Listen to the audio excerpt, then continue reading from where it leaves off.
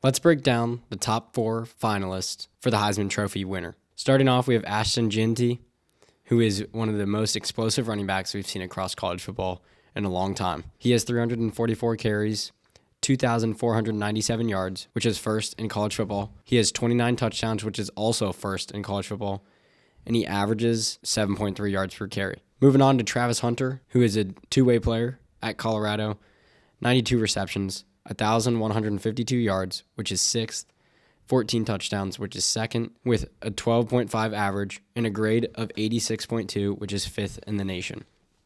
On defense, he has 11 pass deflections, 1 forced fumble, 4 interceptions, and a grade of 90.9, which is first among all cornerbacks in college football. Moving on to the QBs, we have Dylan Gabriel, 3,558 yards, 28 touchdowns, 6 interceptions, and an QBR of 86.5, which is second in college football. As for Cam Ward, he has 4,123 yards, which is second, 36 touchdowns, which is first in college football, 7 interceptions, and an QBR of 88, which is first in college football. So a lot of star-studded people.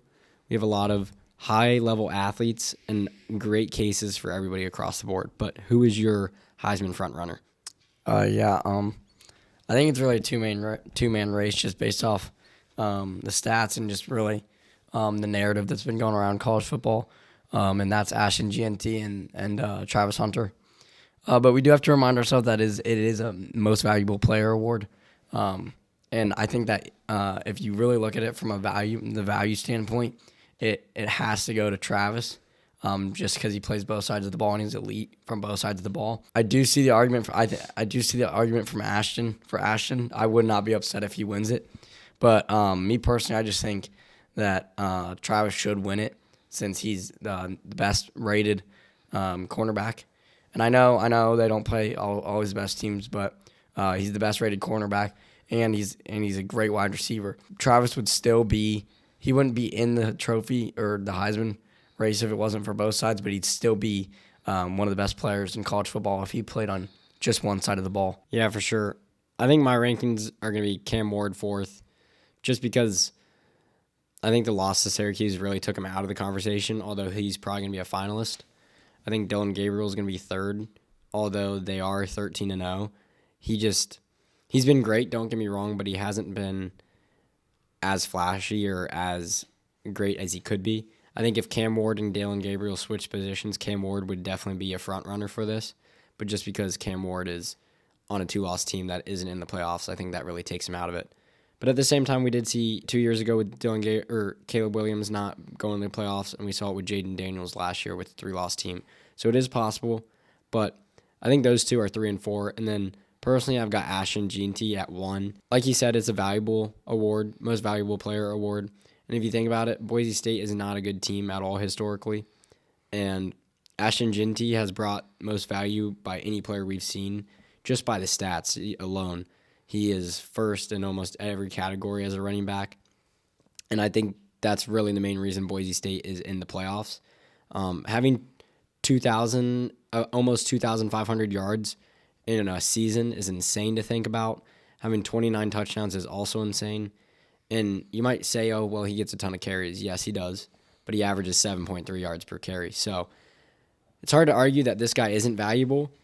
As for why he's more valuable than Travis, my opinion is the Boise State team is better, and Colorado has a better team than Boise State does on paper. Colorado has Shador, Shiloh, Travis, and I'm sure a few others. But really, Boise State only has Ashton Jeanty. And because Ashton Jeanty is so dominant, it's allowed the passing game to open back up for Boise State, although it might not be dominant.